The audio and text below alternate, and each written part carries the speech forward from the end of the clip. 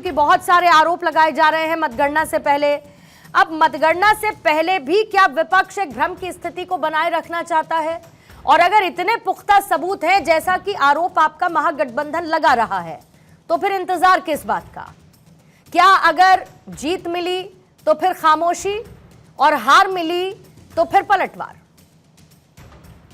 नहीं, देखिए पूर्णिमा जी, जीत मिली की तो बात ही नहीं है। हम जीत रहे हैं।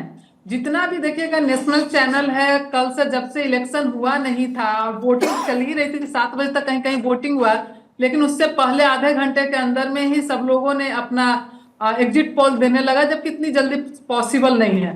लेकिन जैसे है कल से आज देखिएगा, सुबह से लेकर के सारे नेशनल चैनल भी धीरे धीरे जो है आंकड़ा को महागठबंधन की ओर बढ़ा रहे हैं। तो पूरी तरह से हमें भरोसा है, पूरा विश्वास है कि बिहार की जनता ने जिस तरह से महागठबंधन को वोट किया, आदरणीय तेजस्वी प्रसाद यादव जी पे अपना भरोसा दिखाया, कल जो है एग्जैक्ट पोल में हम आगे आएंगे और हमारी ही सरकार बनेगी, हमें पूरा भरोसा है।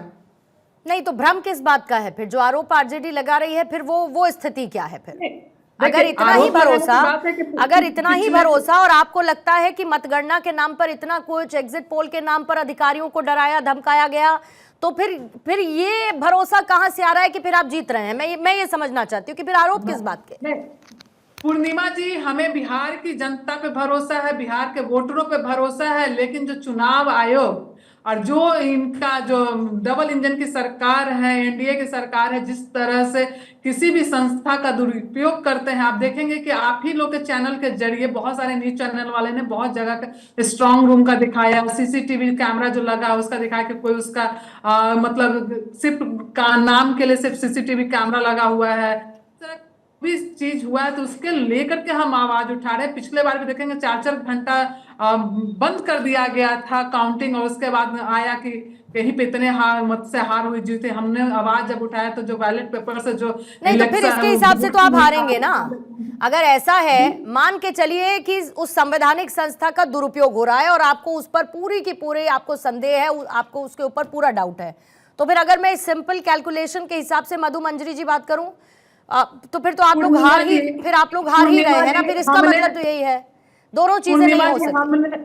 हमने और हमारे पूरे पार्टी के लोग मुस्तैदी से खड़े हैं, और जहां भी सब जगह कंप्लेन भी हम कर रहे हैं, या तो मीडिया से लेकर के आप प्रशासनिक से जो भी सेवा है उस वहां तक हम कंप्लेन करें, और हम मुस्तैदी से खड़े हैं। और हमने अपने लोगों को बोला है कि मुस्तैदी से खड़े रहने हैं, चुनाव काउंटिंग का समय भी वहां पे रहना है, और कहीं भी धांधली होती है तब हम उसकी आवाज, उसका कंप्लेन हम करने की बात कर रहे हैं। हमें भरोसा है कि हम जीत रहे हैं, और जीत ही नहीं रहे, हम सरकार बना रहे हैं। अब अपने लोगों को तो हमें अवेयर करना बहुत जरूरी है ना, ताकि अपने लोग अवेयर रहें, ताकि अवेयर रहेंगे तभी जाकर कोई धांधली नहीं हो पाएगी। ठीक है, मतलब चिंगारी ना भड़के इसके लिए पहले से ही आप लोगों ने फायर एक्सटिंग्विशर्स की तैनाती कर दी है। होना भी चाहिए, वो हर पार्टी की तरफ से होना चाहिए, और उतनी अलर्टनेस तो हर समय होनी चाहिए।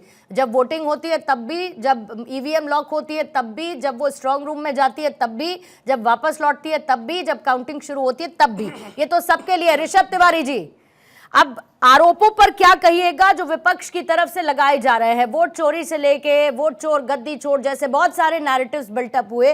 कल एक बहुत इंपॉर्टेंट डे है, जनता ने तय कर दिया है, अब बस नतीजों का इंतजार है। एग्जिट पोल को देखने के बाद आप लोगों ने जश्न की तैयारी तो कर ली, लेकिन इसी बीच जो आरोप विपक्ष लगा रहा है उसको कैसे साधिएगा? और दूसरी तरफ अगर स्थिति पलटी, बाजी पलटी, जैसा कि एग्जिट पोल में दिख रहा है उससे इतर आती है, तो फिर इस बार चाणक्य की रणनीति क्या है? पूर्णिमा जी, सर्वप्रथम सभी को मेरा नमस्कार। अभी 2 विषय है। पहला, आपके स्क्रीन पे कांग्रेस नहीं दिख रही है, वो वैसे ही नहीं दिख रही है जैसे पूरे चुनाव में नहीं दिखी थी, और उनके लिए 2 लाइन है, 2 दिल मिल रहे हैं बड़ी मुश्किलों से, और शक तो सबको हो रही है मिले नहीं थे ये मन से। तो कांग्रेस और इनका गठबंधन तो पहले फ्लॉप निकला, पॉइंट 1। दूसरी बात, इन्होंने कहा कि हम अपने कार्यकर्ता को तैयार कर रहे हैं कि रिजल्ट वाले दिन अगर कोई गड़बड़ी दिखे तो हम कंप्लेन करेंगे। इनके प्रवक्ता आपके चैनल पर आकर कंप्लेन की बात करते हैं, और इनके नेता सरेआम धमकी देते हैं और खुली चुनौती देते हैं कि अगर कुछ गड़बड़ दिखा तो श्रीलंका, बांग्लादेश और जो है हम ये नेपाल वाली स्थिति बिहार में देखने को मिलेगी। सड़कों पे ये कट्टा लहराएंगे। तो इनकी बेचैनी इतनी है कि इनको पता चल चुका है कि ये सत्ता में नहीं आ रहे हैं तो अभी से सत्ता में आने के बाद जंगल राज, और नहीं आ रहे हैं तो उसके लिए माहौल बना रहे हैं जंगल राज का। तो ये इनका चाल चरित्र जो था इलेक्शन में जनता ने बखूबी समझा है और मतों के द्वारा इनको वापस से विपक्ष में ही बैठाया है। ये हमें पूर्ण विश्वास है, और विश्वास हमें इसलिए है क्योंकि हम जनता के बीच जब जा रहे थे वो कह रहे थे भैया वो दिन वापस नहीं चाहते। जो विकास आप लोगों ने दिया और जो विनाश बिहार का उन लोगों ने किया, उन दोनों में कंपैरिजन जब करा तो विकास को चुनने का काम बिहार की जनता ने कहा है। और इनकी बौखलाहट स्पष्ट है। जो सच्चे जनसेवक होते हैं पूर्णिमा जी, वो दिल में रखते हैं सेवा भाव अपना। इनकी बेचैनी बता रही है कि बिहार में फिर सत्ता इनसे दूर जा रही है। तो ये स्पष्ट रूप से है कि पहले अपने प्रवक्ताओं पे लगाम लगाइए, अपने नेताओं पे लगाम लगाइए जो कट्टा लहराने की बात करते हैं। अब आता हूं पूर्णिमा जी आपकी बातों पे। अरे मैडम आपके बीच में नहीं बोला था मैडम जी। अरे अभी नहीं आया है जंगल राज और ना आएगा जंगल राज। जो भी किस तरह के बिहार की जनता को किस तरह से बिहार के नेता को उन्होंने बंदर कहा है ना, ये आवाज, ये बुलंदी 5 साल बचा के रखिए। जो विपक्ष में आपको चिल्लाना है, ये आवाज को बनाए रखिए, आवाज को बनाए रखिए। जिंदाबाद रोजगार की बात नहीं करते हैं, नौकरी की नहीं बात करते हैं, नहीं आ रही है। मत चिल्लाइए, आपके बीच में नहीं चिल्लाया था तो बेमतलब का मत चिल्लाइए मैडम। ये आवाज बनाइए। झगड़ने लड़ने का सदन में विपक्ष में आप बैठेंगे तो ये मजबूती आपको वहीं दिखानी है, टीवी चैनल पे नहीं दिखाना है।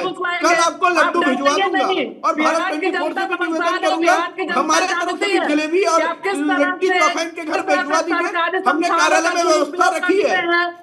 सत्तू पराठा, लिट्टी, बैगन का चोखा, आलू का चोखा और जलेबी आपके लिए भी रखा है। आइए भाजपा कार्यालय में आपको खिलाएंगे मैडम। इसलिए अभी शांत रहिए, अपने समय में बोलिएगा। पूर्णिमा जी हमने विकास ठीक है, मधु जी बात होने दीजिए। Madhu ji let him have his time please. उनको बोलने दीजिए, उनकी बात होने दीजिए। पूर्णिमा जी हम जब इलेक्शन में उतरे थे, आप भी बिहार गई थी, आपने भी काफी इंटरव्यू किए थे। हमारा विकास का मुद्दा बस इतना था, जो हमारे गृह मंत्री जी नीतीश जी और हमारे घटक दलों ने कहा कि बिहार में जब रोड नहीं थे हमने रोड दिया, महिलाओं को आवाज दी, महिलाओं को मजबूती दी, युवाओं को अवसर दिए। बेशक पलायन एक मुद्दा है और हम ये नहीं कह रहे कि हम पूर्ण रूप से पलायन को रोक पाए हैं, लेकिन आने वाला 5 साल जो होगा हमारा काम उस पर ज्यादा रहेगा, क्योंकि धीरे धीरे पलायन के रेशियो भी कम हुए हैं। इस चीज को हम डिनाई नहीं कर सकते हैं। अगर हम मखाना उद्योग बोर्ड की बात करते हैं, ब्रिटानिया इंडस्ट्री की बात करते हैं, वो तो तब होगा ना ऋषभ जी, वो तो तब होगा ना जब ये तय होगा कि कुर्सी पर कौन बैठ रहा है। मैम हम बैठ रहे हैं मैडम। नहीं मैडम हम बैठ रहे हैं। नहीं, आप बैठ रहे हैं, आप तो बैठ रहे हैं। नीतीश जी बैठ रहे हैं या नहीं, ये सवाल तो अभी भी है ना। नीतीश जी बैठ रहे हैं या नहीं बैठ रहे हैं, और उससे भी बड़ा पता है $1 मिलियन क्वेश्चन क्या है ऋषभ जी, वो ये कि अगर बैठ भी रहे हैं तो कितने समय तक बैठ रहे हैं? 6 महीना बैठ रहे हैं, 8 महीना बैठ रहे हैं, कब तक बैठ रहे हैं? ये सवाल तो पूछा ही जा रहा है ना मैडम। मीडिया की बातों से कोई भाग और किसकी पार्टी से बैठ रहे हैं? सबसे बड़ी बात तो मतलब कौन से अलायंस की तरफ से बैठ रहे हैं? मीडिया की बातों की देखिए, मीडिया आप कुछ भी आकलन लगाइए, हम नीतीश जी के नेतृत्व में मीडिया का आकलन कुछ भी हो गया। अभी मीडिया के एग्जिट पोल पर आप जश्न मनाने की तैयारी कर चुके हैं और अब मीडिया का आकलन कुछ भी हो गया। मतलब हमको सूट करेगा तो बहुत अच्छी बात है, और हमको सूट नहीं करेगा तो आपका आकलन आपका। आप एकदम तेजस्वी जी की भाषा बोल रहे हैं, जो सूत्र को उन्होंने डिफाइन किया था, आप बिल्कुल उसी एंगल पे जा रहे हैं। मैडम बिल्कुल नहीं, हम उस स्तर तक गिर भी नहीं सकते। मैंने कहा कि मीडिया का आकलन अपना होगा, मैंने ये कहा नहीं। आपने कहा जो भी होगा आपका आकलन, जो भी होगा आपका आकलन। तो अभी आपको आकलन सूट नहीं कर रहा है, ठीक है। मैडम ये इस चीज पे नहीं आते ना। मैंने आपको, आप तेजस्वी जी से हमारा कंपेयर मत कीजिए मैडम। मैं पढ़ा लिखा मैकेनिकल इंजीनियर हूं, उनके तरह 9वीं फेल नहीं हूं। हमारे इतने संस्कार नहीं गिरे हैं जो सूत्र को कुछ और बोल दे। हम रिस्पेक्ट करते हैं और अपने संस्कारों में रहते हैं। पॉइंट 1। ठीक है धीरज जी, ठीक है।